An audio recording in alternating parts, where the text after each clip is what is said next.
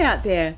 I'm here today with Billy Te Kahika, who's a producer of an upcoming documentary which is going to be exposing a river of lies in regards to the government and the media handling of this plandemic, scandemic, whatever you'd like to call it. So welcome, Billy. But before we go into your documentary, Billy, would you mind us telling a little bit about yourself, especially considering how most AFIPN viewers are actually Australian? So would you mind telling us a little bit about yourself and a bit about your history, perhaps? Thanks. Sure. Thanks. Immediately, I'm just an ordinary New Zealander, ordinary Kiwi, Māori father, European ancestry on my mum's side, and, grew up pretty much just an ordinary Kiwi, and, with a great love for our country. In my career history, I guess I've been mostly been a guitar player. I'm an international guitar player. In fact, I used to be. And some of your Aussie friends will know some of my friends like Ian Moss and Jimmy Barnes and people like that who I've toured and played with, and they're fantastic friends of mine. Other than that, I've also been in the New Zealand military, police. I've helped and been a supporter of the New Zealand volunteer firefighting service, and I've been a youth advocate for a long, long time as well, especially around road safety.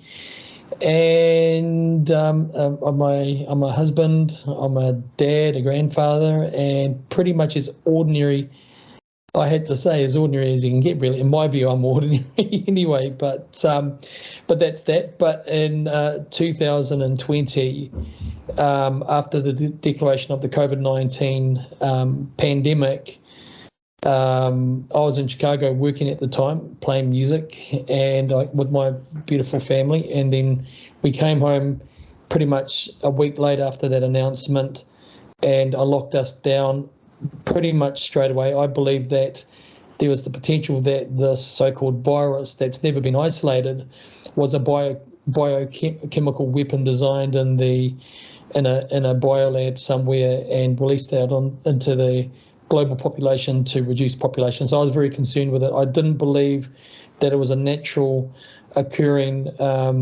disease or virus.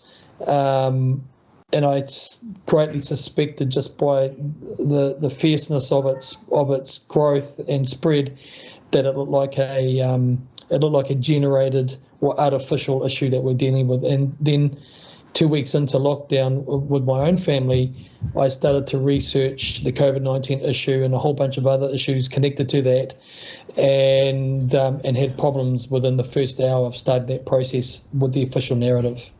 Right. Thanks for that. And did you want to say anything about your efforts at the beginning of this, your political involvement? Sorry, any of that? Sure, absolutely. Yeah. So I started doing online Bible studies about the books of Daniel and Revelation in light of the events at the time, or current events. And I'd visited the UN in 2016 and had had some exposure to some of the UN spiritual philosophies that the UN is based on, and had some real concerns about them. But I guess it was hyper sort of confirmed with my visit actually to the UNHQ in New York, and was disturbed by that. But in early 2020, I started deep researching and investigation. I've completed the introductory military intelligence courses in the New Zealand Army, and I was given a strong basic understanding of the principles of research and investigation, and being able to analyse data. And I immediately went into a deep research and investigation mode when I wanted to find out what this COVID-19 issue was. And I started to broadcast my findings in light of Bible studies and in direct observations about what I was seeing. And hey presto, it went viral. Like, I couldn't have believed it. It was just an unbelievable thing. I posted one thing, and within a day or two, it had 40,000 views. It was just insane. And then the next thing I posted had the same again, but quicker. And the next thing I posted on Facebook, it just went bananas, to the point I was getting hundreds and hundreds of thousands of people dialing into the messaging, and all I was doing was sharing my observations about the research I was finding, that definitely pointed to serious problems with the global, with the WHO and New Zealand government narrative around COVID-19.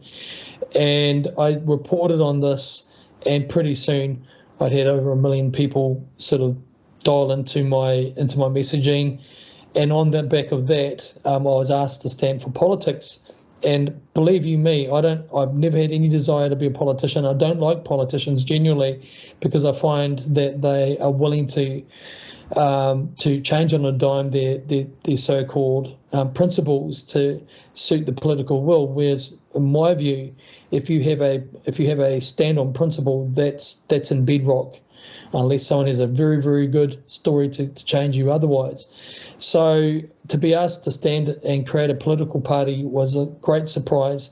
Had no money, had no desire, had really no intention of going into that field because of these broadcasts. But it became very, very clear to me that that New Zealand New Zealand people had identified that I was a person that could articulate the voice and the concerns of the people. And I think that's what did it, really, is that what I said was what a lot of people were thinking already. I mean, I'm no rocket scientist.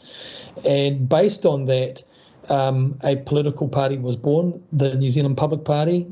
So essentially, within a month or so of launching the party, I had been voted the third preferred Prime Minister out of all the politicians and MPs and candidates, which had never been done before for a new entrant politician like myself. By the time August appeared, I'd had about 5.5 million people engaged in my messaging. So this is unprecedented. And the party had the largest online following, online social media presence. My own personal account was bigger than Prime Minister Ardern's. We had a sitting MP in the party, 60 candidates nationally, 70,000 people in our supporting database. We had the third largest membership of a party, third or fourth largest membership of a political party that was growing so quickly. And yet at the elections, they said we had 30,000 votes come in. So that's quite a strange outcome. We can certainly speculate on that. Yeah. I mean, some facts out of that is that the vote counting system had kind of something strange about it, is that Microsoft provided the security software for the vote counting system. So we kind of thought that was a bit strange, but it is what it is and what it was. And so it was much more important to me that even though I didn't get into Parliament, that I continued on my sort of path of helping people to be educated about what's going on. I also launched a ministry and have become a pastor in a ministry that's affiliated with a much larger ministry, and started going about letting people really know what's going on. Wow. That's a very busy couple of years you had there, Billy. Thank you for that. It is. And in that time, I've become a target of the New Zealand government. I bet you have. They are persecuting me in different ways. I was arrested on August the 18th, 2021, for a very tiny anti-lockdown harm protest that was basically a desperate plea on behalf of many tens of thousands, hundreds of thousands of New Zealanders to make the government realise that the science was not there to support lockdowns, that the harm that they were causing in the form of lives being destroyed, lives committing suicide, domestic violence, drug use, alcohol abuse, domestic violence, I think I've mentioned already, and economic destruction without precedent in New Zealand, was unnecessary given that we were dealing with the equivalent of a seasonal flu, influenza, coronavirus virus, so-called, that's never been isolated. And I was arrested that day.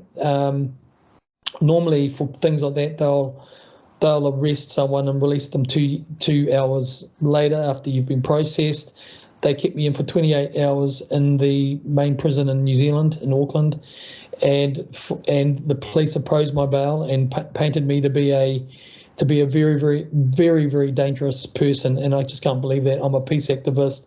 I'm a Christian. I'm a pastor. I'm a family man, and speaking the truth and using science and logic to support that. And now, of course, a year later, I'm still dealing with those charges, and also electoral charges that the government have aimed at me to diminish and attack me and destroy me, either financially, spiritually, or emotionally, or all three at once. And but the fight has to continue, and I've been very, very busy with that next phase of that fight. Thanks, Billy. Actually, on that sort of persecution and silencing note, I wouldn't mind just playing a clip from 3 News from a couple of nights ago, and we can have a talk about it afterwards, Billy. Our Secret Service is launching an initiative to help us identify people who may have been radicalised. Know the Signs details dozens of indicators that a friend or family member could be planning a terror attack. As Adam Hollingworth reports, the move comes as our spy chiefs identify a new and worrying type of terrorism. Time was when the intelligence services were never seen, never heard. But now they're loudly proclaiming your country needs you, to keep an eye on those you know, and if necessary, dob them in. Recognising a potential warning sign and then alerting NZSAS or police could be the vital piece in the puzzle that ultimately saves lives. To that end, they're publishing a guide called Know the Signs to help us all identify potential terrorists in our midst. The SIS has listed around 50 signs, from obvious ones to a person who is really developing an us versus them worldview.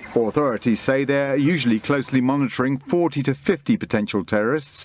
These people used to be motivated by their white identity or by their faith. But in the past 6 months, a third group has emerged, those motivated by politics. And so it could be the COVID measures that the government took, or it could be other policies that are interpreted as infringing on rights. And it's what I sometimes describe as a kind of hot mess of ideologies and beliefs fueled by conspiracy theories. Are there individuals who subscribe to a particular ideology that may border and dip into violent extremism? Yes. The launch of the initiative Know the Signs is an indicator that the security services know that they can't do it alone. They need the help of the public. But to some, the guide is a first step only. How do we upskill those people in our community who are much closer to people who might be potentially radicalised and get them to understand what it is they're seeing? That's our challenge. Adam Hollingworth, News Hub. Wow, I'm sure you'd agree, Billy, that's a really significant move by our government. I went and had a look actually at the document Knowing the Signs, and boy, it's very much presented as, framing us as violent. The word violent is in there countless times.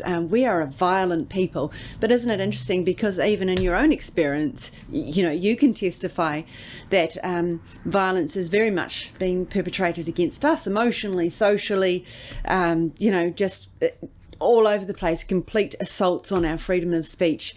And obviously with this new measure, that's about to increase. It's accelerating alarmingly fast.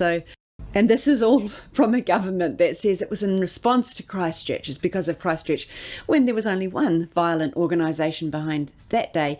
Anyway, we won't go into that now. I just want to pick up on that point just quickly, Sam, is that I've been warning New Zealanders for a long time that this was coming by the government, that they were developing legislation and framework infrastructure by which they can persecute dissidents and eliminate freedom of speech. And I saw the building of this infrastructure commencing with the COVID-19 Public Health Response Act 2020, which was absolutely draconian and based on the government saying to the New Zealand public that they needed these new extraordinary powers because we could expect up to 80,000 deaths in our country if we didn't lock down, if we didn't do this and the rest of it. And because of the fear narrative and campaign of propaganda, New Zealanders said, yep, go for it. They promised that as soon as the threat had been abated, they would delete that piece of legislation and remove it, and they never have. And they've only strengthened it. And what we have seen announced by the Prime Minister and the New Zealand Security Intelligence Service is a new campaign aimed at identifying dissident voices. And what the left have done is that they've redefined what violence is. Now, violence is also thought crime and speech and vocabulary crime. And so what they've done is they've now framed that as fear causing, and they've also redefined the meaning of domestic terrorism or a terrorism act of terrorism to include inducing fear, not causing terror and death, but causing fear. And so they can say, Billy Te Kahika, you're causing fear with your broadcasts, and then define me in that category of domestic terrorist. So this announcement on Monday the 31st of October, followed by subsequent media announcements that the New Zealand public need to be enrolled into their campaign, of reporting on people that you think are going to commit an act of terrorism, is a very, very dangerous, incredibly dangerous situation. It is. But it is also representative of the playbook of historical communism and also historical Nazism and fascism. It certainly is. Very much. I mean, this is Stasi modus operandi. It's incredible.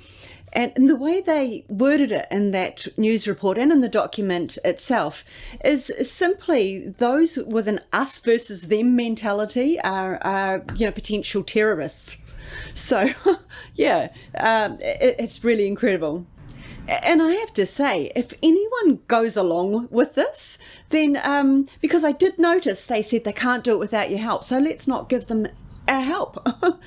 But if anyone does go along with this, they're actually following in the footsteps of those who enabled that Holocaust, and that's some pretty strong speech, I know, but to me, there's no difference. It could even have a worse outcome than back then. That's actually the reality in the terms of numbers anyway.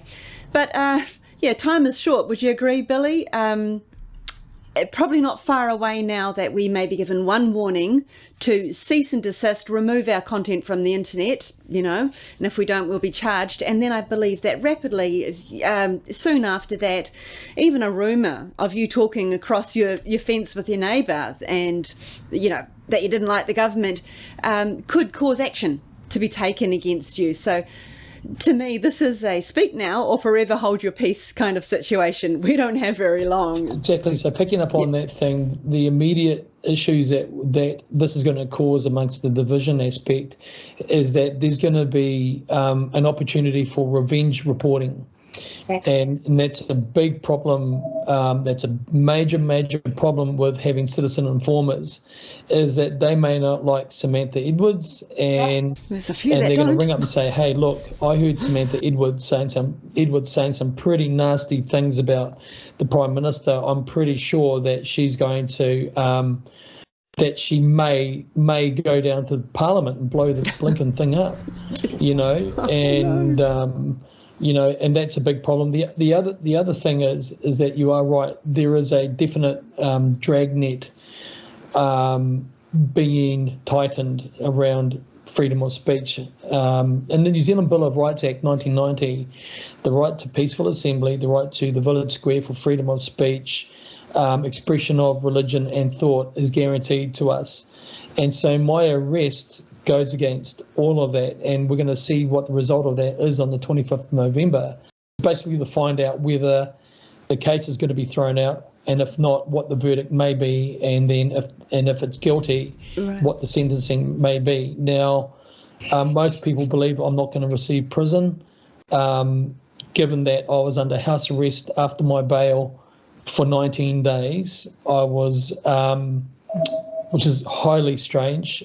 I was restricted from the internet. I wasn't allowed to do any of that, and it was just really simply bizarre. The bail conditions I had, freedom of movement, had been restricted, and And so it's going to be interesting. It's already cost $25,000 thereabouts to defend this. Gosh, and it's just terrible. But the net is getting tighter and tighter, getting ready to be closed, I believe, on the rights and freedoms of New Zealanders to have the right to question the government.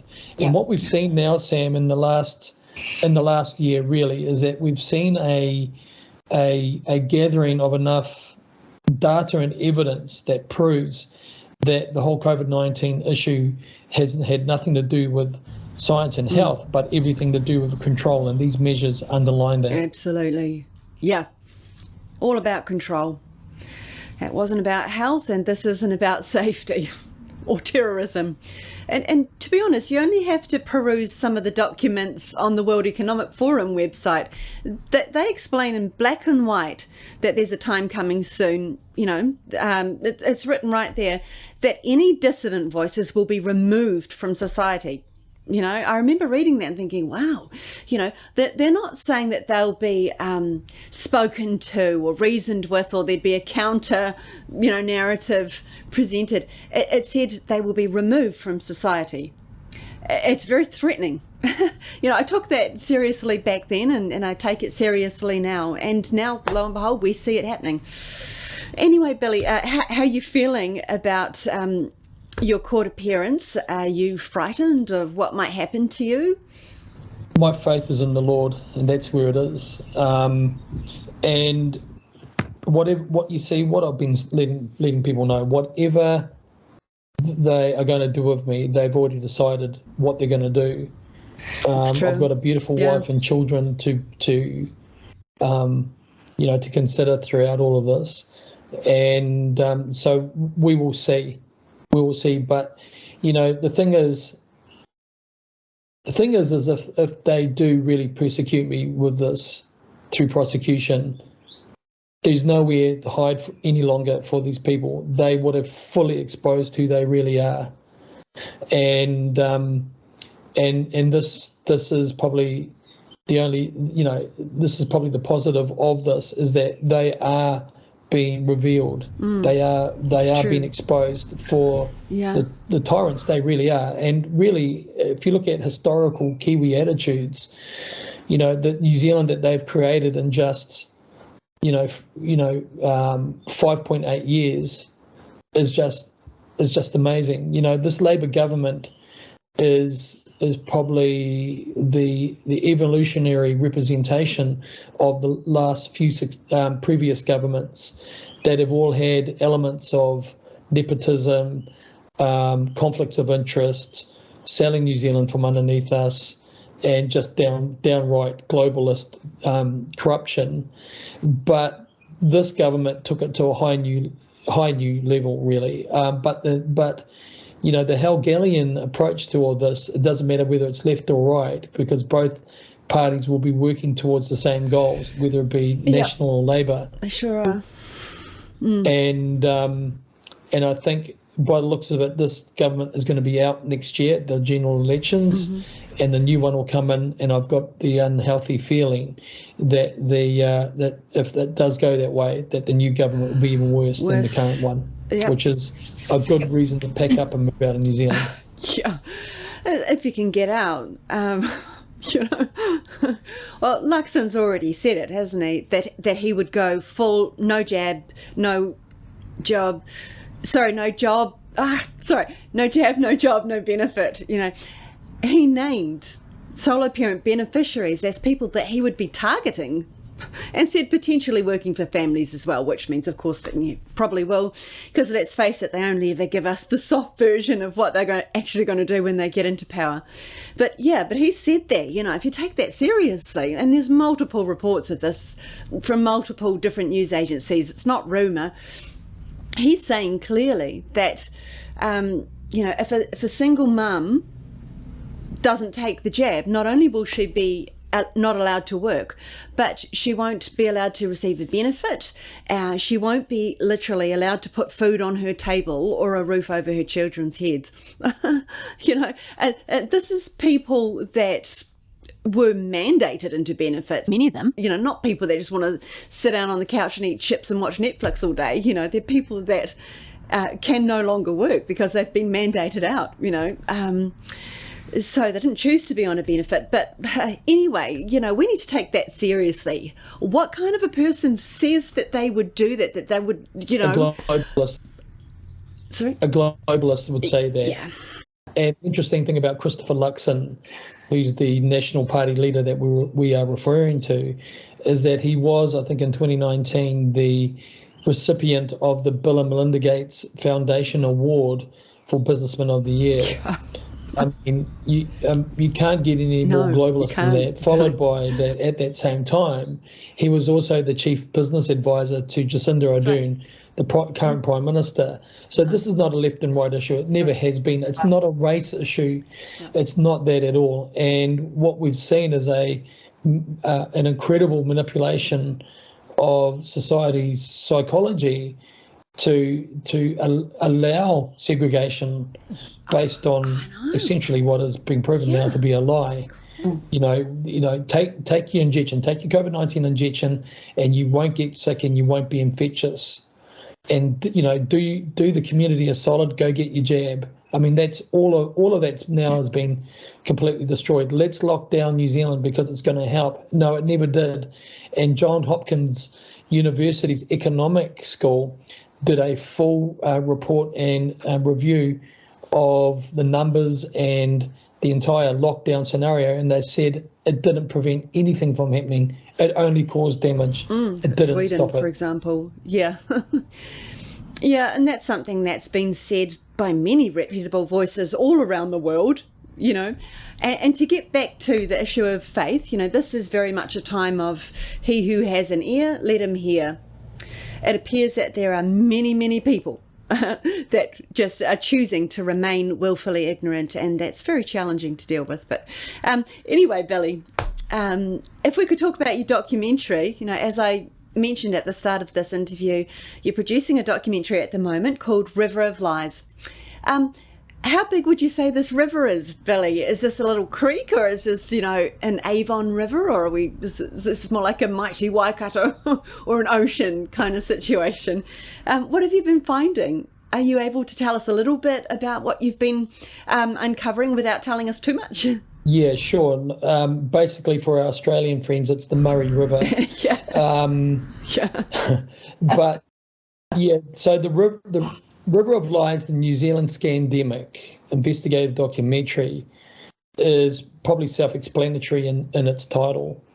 And that is, we are going to take the claims made by the New Zealand government about COVID-19 and we're going to examine them. The New Zealand government basically made about 10 fundamental key claims around COVID-19. And what we want to do is that we want to take them, we want to investigate them, and using science, facts, their own data, expert witness testimony, we're going to end up debunking those 10 claims in a very, very clear, easy to understand way. That's episode 1. It's going to be a 2-part documentary. So episode 1 is about basically establishing our credibility as documentary makers, that we know what we're doing and that we're calm, we're logical, we're not nutjob conspiracy theorists, tinfoil hat wearing, echo chambering dwellers, and let's not forget superhero costume wearing individuals that send out late night keyboard warrior hate mail to the Prime Minister, because that's how they've categorised you, me, and other people like us. We're going to take all these claims and calmly and forensically examine them, surgically pull them apart and reassemble them in contrast to what the evidence and the science actually says about these issues. And what the evidence is that what they've said is simply untrue. The second part of the documentary is when it gets a bit darker and you go into deeper and darker territory, I guess, because we want to know why this has happened. Why have they done this? Why the global campaign? Why the global campaign in New Zealand? Yes.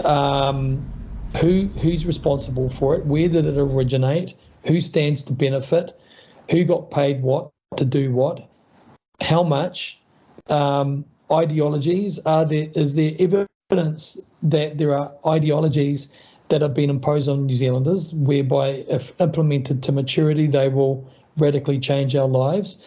Are those ideological sort of organisations or positions, are they born in the foreign halls of power? And what does that mean to us? Is there, we want to answer questions like, has there been a crime committed here? And we want to go deep into it and, again, calmly research all of it, provide the evidence to the connections between actors, players, and organisations, events and activities and ideologies. And we want to basically be able to present a mind map where all this is proven. And if proven, we want to be able to identify what that proof gives us.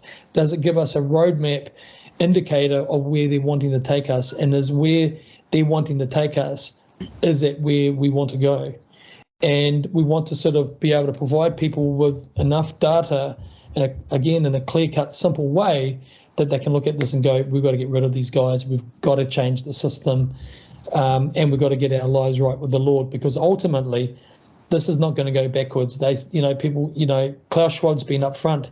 He has said, if people think it's going to go back to normal, well, that's not going to happen. It's an illusion, and it's not going back to normal. It's going to get worse. And he's right. Yep. It never is going to go back to normal, because the COVID-19 issue would only pave the way for the climate change issue, and the climate change issue is the one that's going to end it all.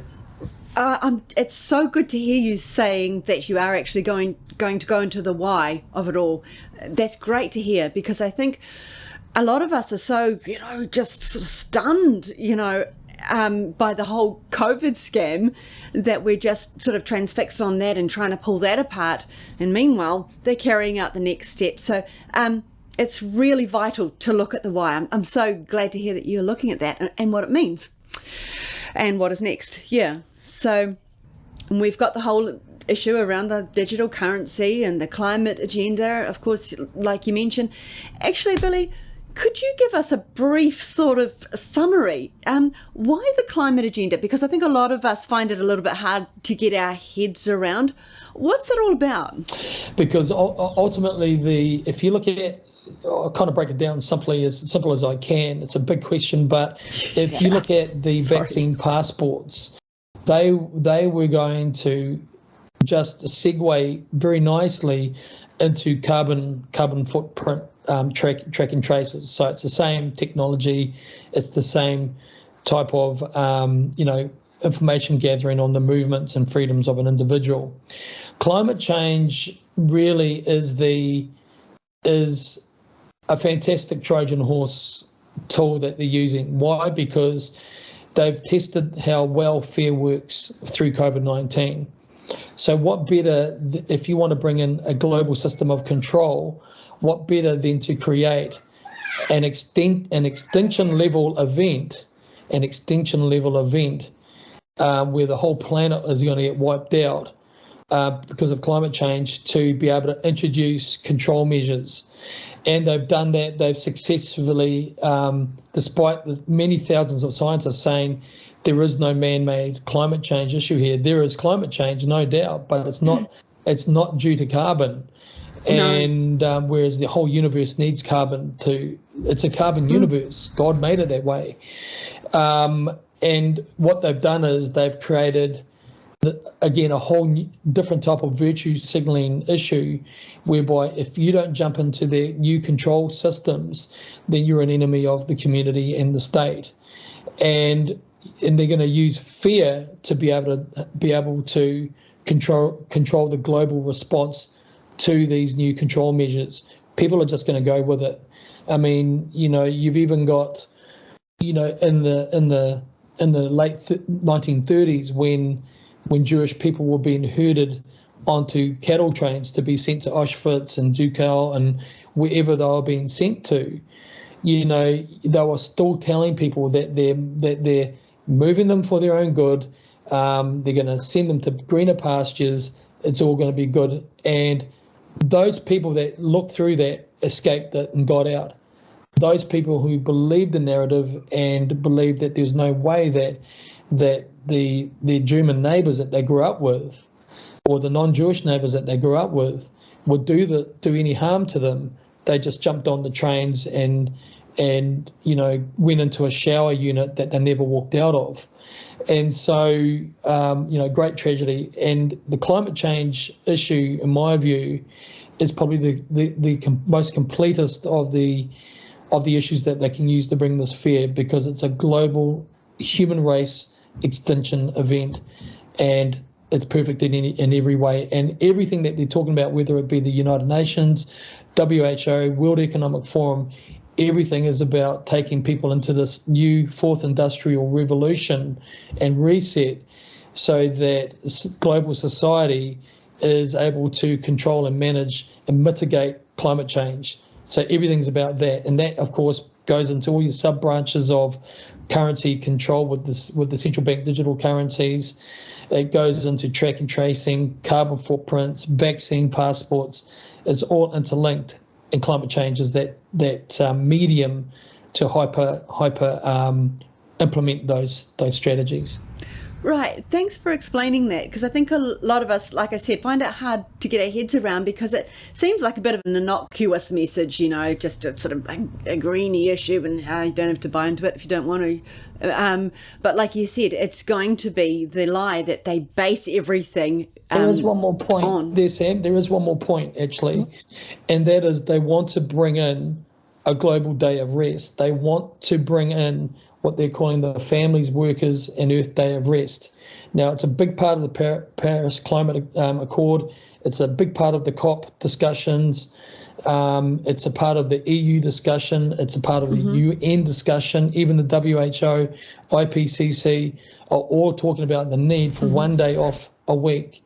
And that day has been put forward and propagated in a document called Laudato Si. Laudato Si is Pope Francis's encyclical that he wrote after his election in 2014 as Pope.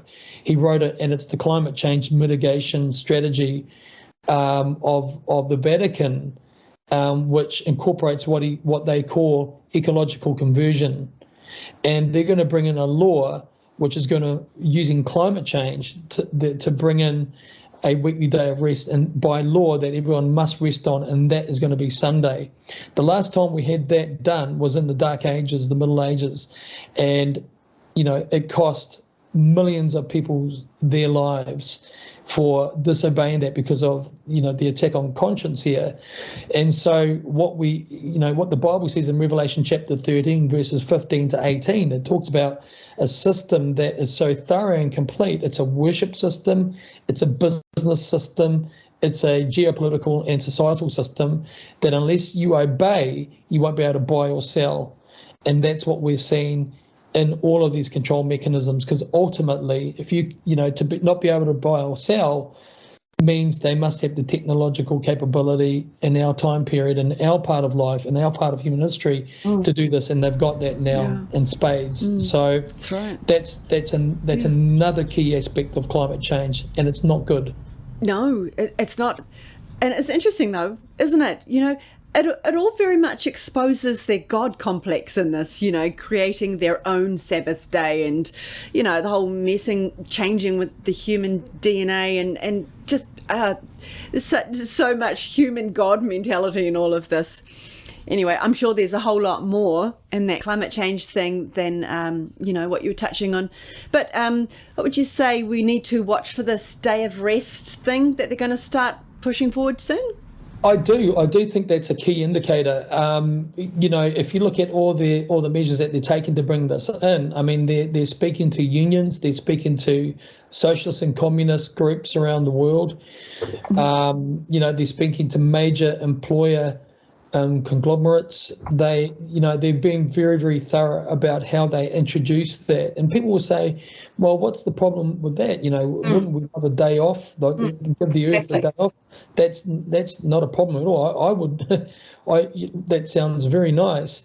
But the problem, the issue is that when you implement something like that, which has an air of religiosity to it, as per what Pope Francis has said, it also goes in line with Chatham House's announcement of the new religion called Earthism, which is a celebration of the Gaia hypothesis, the Earth goddess, and even within the iconography associated with Chatham House, they're using images of Mother Mary, for example, in their storytelling of that particular new religion. And I think what we're dealing with now is anything that forces somebody to do something on a global basis by legislation has got to be a bad thing. I mean, at the end of the day, it should be voluntary whether you want to be a greenie or not, whether you want to eat meat or not. It's got and where you want to live, because under Agenda 2030 of the United Nations, they want everybody in smart, resilient cities, whereby they can monitor you, control you, feed you, vaccinate you, and ultimately control your mindset through behavioural coercion. And so, it's certainly not a good time. But they're giving plenty of evidence in their statements that they make that this is coming. Now, this law, this Sunday rest law that they're bringing in, is an incredible move, because it's biblical. It is in the prophecies that this was coming, and especially Revelation chapter 13 that I mentioned before. And it's a law that will counterfeit and destroy anything to do with God's law that he wrote with his finger upon Mount Sinai. And, I just want to let the listeners know, I grew up with a New Age family. My mum's family are Catholic. My dad's family are part of a Māori Christian religion here in New Zealand. And I grew up with a mum that's basically a Buddhist, and a dad that was a Hare Krishna and now a guru follower of another type. And so I've grown up with a wide lens view on spirituality and religion. But I can assure everyone, I didn't come to this position knowing the stuff from the Bible just because it sounded like a warm and fuzzy idea. It's in there. Mainstream Christianity is ignoring it the same way they have ignored the need to stand up for rights and freedoms of their parishioners. It's something we've got to keep our eyes open for. And the documentary that we're doing here, River of Lies, the New Zealand Scandemic, is going to help people realise where this is leading. What we want to do is be able to do this first documentary on the whole COVID-19 corrupt media aspect, but also, after that, look at climate change. And there's heaps of evidence there that all of these issues are connected. So you're going to go into the climate change agenda in part 2 of the documentary? There's a little bit on part 2, but that'll be a whole new documentary itself. Oh, okay. And, it's got to be done. I mean, in New Zealand here, we have the incredible, animal flatulence tax, which starts in 2025, and that's going to cripple New Zealand agriculture and food production, which is another aspect of Agenda 2030 and the Great Reset, because food production and control of food production is another big part of it. And they're using climate change to do that, whether it be nitrate or methane, or whether it be animal flatulence. That they're going to use it all. And New Zealand is right at the front of the queue as to implementing these strategies that are going to cause that on a global scale. It's going to cause mass death. This energy crisis, which has been artificially generated because of the war in Ukraine, has the potential to kill tens of thousands of Europeans this coming winter. And my prayers are with all of those up there, because it's not going to be a good time. Those people are already saying, that are already under financial hardship, are saying they're not going to be able to heat their homes, and that's not going to be good for elderly on fixed pensions in any of these countries. Very, very concerning.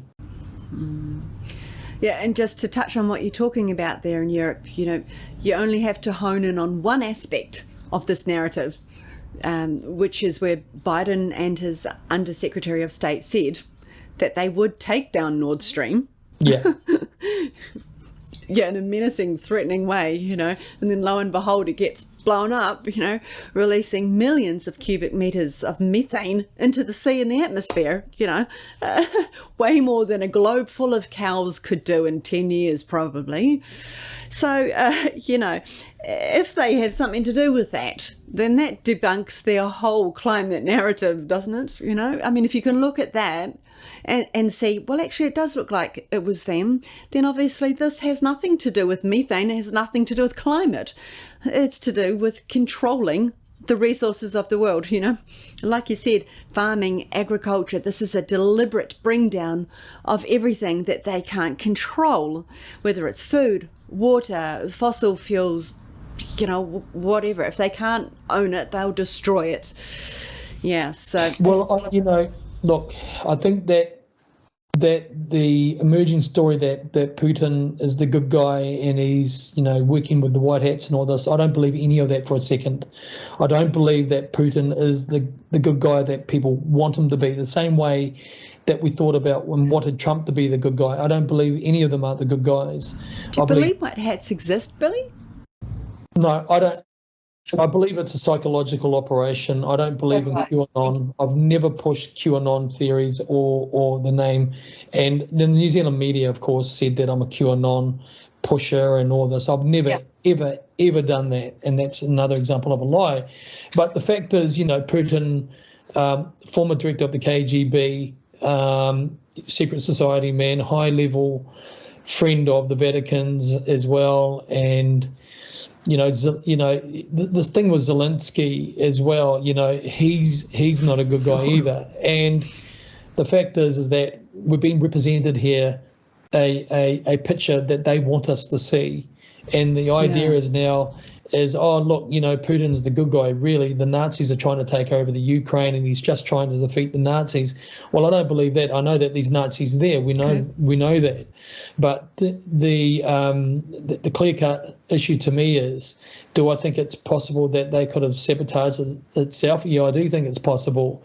If the overall agenda was to create energy distress because of that action on a global scale, and it's done exactly that. I mean, Europe, is in serious trouble. Germany's harvesting half of the Black Forest right now, and people are, which is illegal to do, are going into the forest to collect wood for the coming winter. This is not a good scene at all, and so and energy affects food production and supply. So you're going to have the parallel and concurrent activities at once hitting the people of Europe, which is going to be energy issues, energy and food supply. I believe it's artificially generated completely, and I don't believe the public figures that we're talking about are the good guys at all. I really don't. In fact, what you'll probably find is the good guys are the ones that they're persecuting, that are being slandered in the media, have lost jobs, homes, position, status, pointing all of this out. They're the good guys. And the reason why I say that, because that's exactly what's happened to me over the last 2.8 years. And people, nut jobs within the freedom movement, still claim I'm a millionaire Freemason. Boy, I wish that millionaire part was real. Yeah.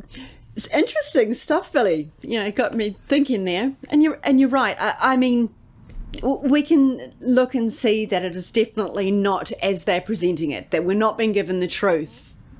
But being able to identify exactly who's done what is a little tricky. I think that what's kept me on a really good solid base, aside from research and investigation, has been the Bible.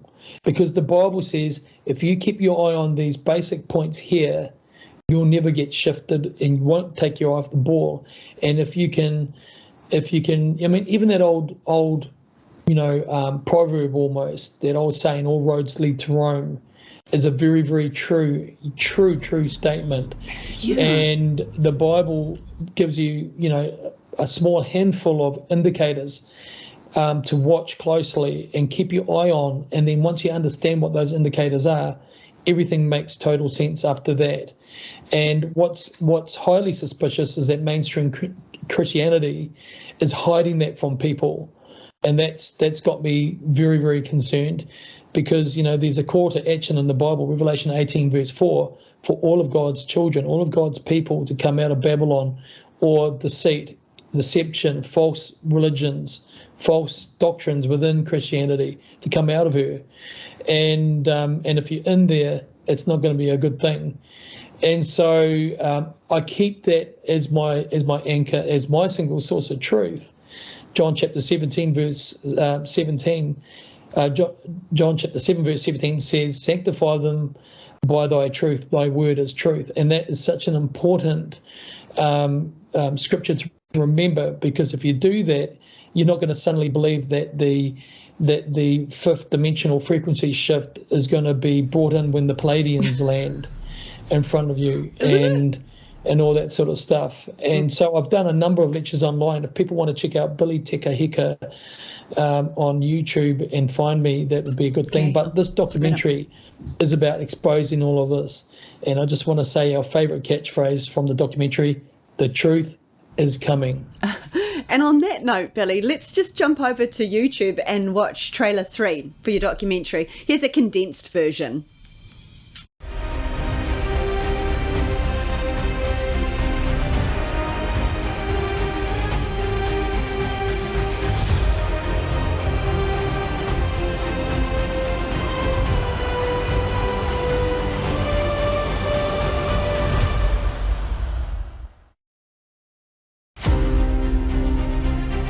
Dr. Rasha Debutar.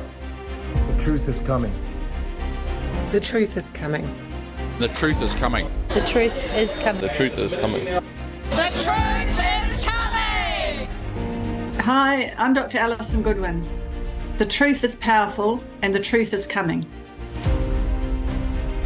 River of Lies, New Zealand Scandemic investigative documentary is now well underway. We're going to deliver a 2-part documentary whereby we will examine the claims made by the New Zealand government and New Zealand media about COVID-19. The misuse of political power. It broke the social contract. Some stations, vaccinated officers refused to work with unvaccinated officers. They ostracised, threats of violence. Yeah, bizarre stuff. And these are from officers that work together. Part 1 of the documentary is where we will examine 10 fundamental claims made by the government about COVID-19. Number 1, that COVID-19 is the most deadly disease ever to appear in New Zealand. Number 2, that the COVID-19 vaccine is 100% safe. Number 3, it has 95% efficacy. Number 4, that the COVID-19 vaccine will protect you from getting COVID-19. Number 5, that it will stop you from passing it on. Number 6, lockdowns will stop the spread of COVID and protect the community. Number 7, the government's 100% elimination strategy will work. Number 8, mask wearing will keep you safe. Claim number 9, if you question the government about any one of these points, you are a conspiracy nut job. Number 10, a very serious claim that the government is an honest, transparent, single source of truth. Time will tell who is brought to account on this issue. Part 2 of this documentary is going to be deeply investigative, and we're going to examine 7 key areas. Number 1, if there have been conflicts of interest with any government politicians, bureaucrats, media or experts advising the New Zealand public about COVID-19. Number 2, we're going to investigate if this issue in New Zealand has connections to foreign organisations that may be hostile to New Zealand's democracy and Kiwis' personal freedoms. Number 3, we want to see who was funded by the government or any organisation to roll out or promote the COVID-19 narrative and vaccine. Number 4, we're going to investigate if there have been crimes committed against the people of New Zealand. Number 5, we're going to investigate the media, see what role they have played. And number 6, we're going to see if media have been complicit in what could be a massive scandal and crime. Number 7, we're going to examine who some of these media experts and reporters really are. Billy Te Kahika has asked me to join with him in providing evidence that I have seen. The deaths that I have seen, I made a claim of 95% over 12 months died within 2 weeks of receiving a vaccine. I made a claim of 95% of people died within 2 weeks of getting the jab. The clots that I'm seeing in the blood are the same as what Richard Hirschman is seeing in the USA and what John O'Looney's Mbama is seeing in the UK. So the clots appear to be killing people. What's happened in New Zealand is an abomination. It's terrible what they've done, how they shut down the country. And what you guys have to remember now is that this happened once, but never, ever let it happen again. And we've come to see that tyranny is upon us here in Aotearoa, something we never, ever anticipated. Today, the world is awash in a river of lies. People are waking up and the narrative is falling apart. But the actors and players responsible for this greatest of tragedies ever to affect our country are resigning and backing away from accountability. We must not let that happen. Justice must have her day. Please help me to expose the river of lies.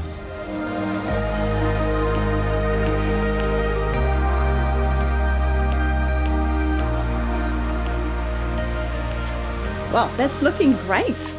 Do you have a date for the release of this, or are you working towards a date to release the documentary? Yes, we are. We want to get it out by Christmas. That's the goal here. And so I'm working on it literally night and day and 6 days a week. And in the middle of that, trying to be a pastor and a farmer and a husband and father. But we're putting everything in it that we can.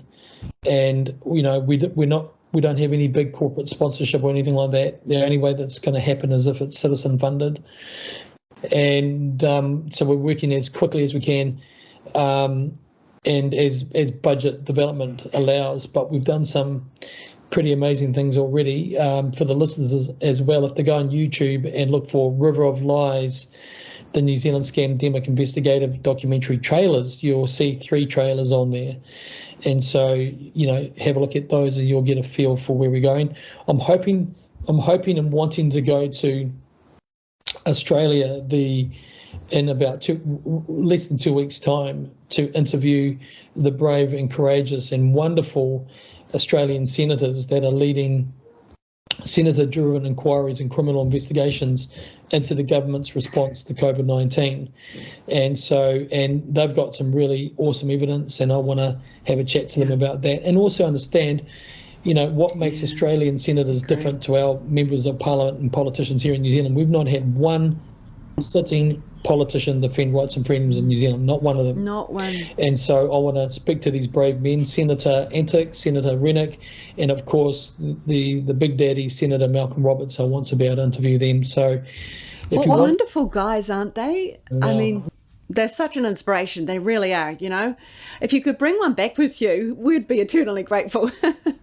I know. I'd like to body snatch Malcolm Roberts and bring him over here, because he's they're just ordinary men. Don't forget that these guys are grandfathers and fathers, and they're ordinary people. I'd love to bring Senator Malcolm Roberts to New Zealand because he's such a great man. I'd like to understand truly what makes them tick differently than our politicians. I'm disappointed, disgusted, and just shocked by the fact that not one New Zealand politician has spoken up about any of these concerns. It's amazing. It's amazing, all right. I mean, there's got to be one in there. There's got to be someone, surely, who thinks something's not quite right here. Why do you think not one of them's spoken up, Billy? Do you have any theories on that? I do. Certainly I do. I think the first thing is pay packet. They don't want to do anything to disrupt the party line, and because if you do that, you're likely to get censored.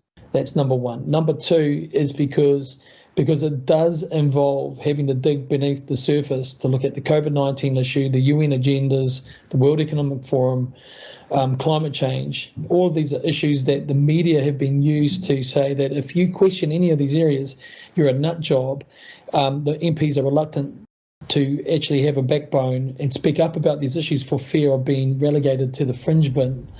Yeah. And third reason is because they simply don't have a backbone. If I was in Parliament now, I'd be the greatest singer ever in Parliament, because I'd be singing all the time about what was going on and what may be happening and exposing it. Out. But it takes courage to do that, long. and I don't think they've got the moral fibre to be able to do that. You've had a couple of MPs skirt on it, but they haven't had the conviction to go all the way with it. But that's not good enough. It needs to be dealt with, and it needs to go all the way, or there's no way. Yeah. Yes. I mean, even just listening to Mike McRoberts on 3 News that we were just watching, for the report about the new Stasi scheme, I'm listening to him and I'm thinking to myself, how is he sitting there doing that? He seemed like to be an intelligent, decent kind of guy, yet here he is delivering this message of, we'd like you to dob in your neighbour's place. It's just, anyway, that brings to mind, I'm doing some interviews. I've agreed to do some interviews for the documentary for anyone who might want to tell their story, whether it's, vaccine injury stories, whatever it may be. But this is what I'm coming up against, is that this silencing and censoring has deeply penetrated the psyche of New Zealand society. Even the truth speakers, even those who are deeply grieved and fully awake, and even if they've been through physical, trauma themselves from the jab. I mean, I've spoken to people that have lost a loved one to this jab. But when it comes to where the rubber meets the road, I'm finding the same thing, that they actually don't really want to speak. That what they do, they want to talk to me and, tell me their story, but they don't want it to go public. Yeah, there's a real fear, and it's tangible. And, a lot of the time they say it's because they want to consider their family. I understand that. But I do want to challenge people. We are literally in a fight for our lives, and a fight for our children's lives, more importantly. We need to speak up. We absolutely need to speak up. And sometimes people might get upset if we do. But this is a situation of speak now or forever hold your peace. You may never get a chance again. The dragnet, like Billy said, it's closing. So I just want to put that call out there, to anyone who's listening to this, please get in touch with me. My Facebook page, Samantha Edwards. Oh, sorry, cat me a fright. Or Billy Te Kahika, and his page on Facebook, or on this AFIPN page, if you'd like a chance to tell your story, because it is now or never. There's some people actually that come to mind. I'd really love to speak to anyone within the tow truck industry.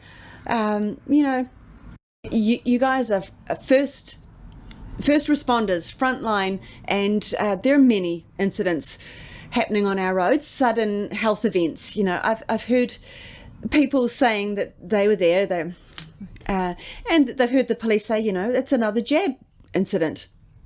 And please remember, we can obscure voices and identities. Also, anyone in the ambulance, paramedic field, we've all heard the increase in sirens. We know what's going on.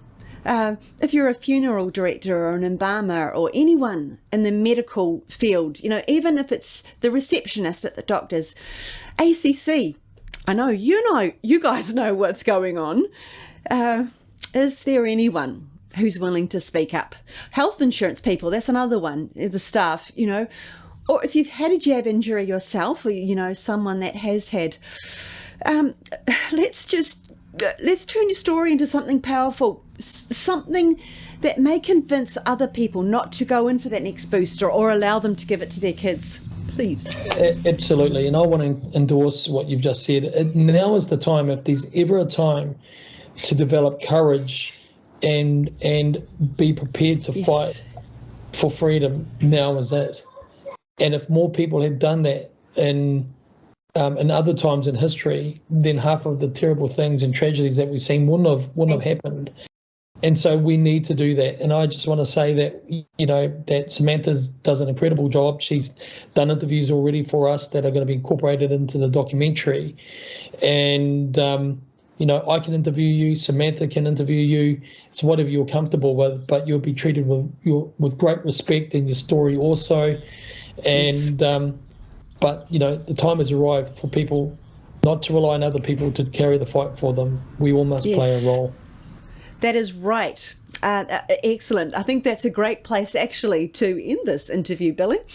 Thank you. We all have a role. Exactly. We all have a part to play. Yeah, so thank you for speaking up, Billy. We really look forward to seeing this documentary when it comes out. Thank you for the work that you do. I know how tirelessly you work, and thank you for your time today. My pleasure. My pleasure. And everyone, please keep the peace in your spirit and stay calm. And seek the Lord while you can. Thanks for having me, Sam. God bless everyone. Okay, thank you, Billy. Bye. Bye-bye.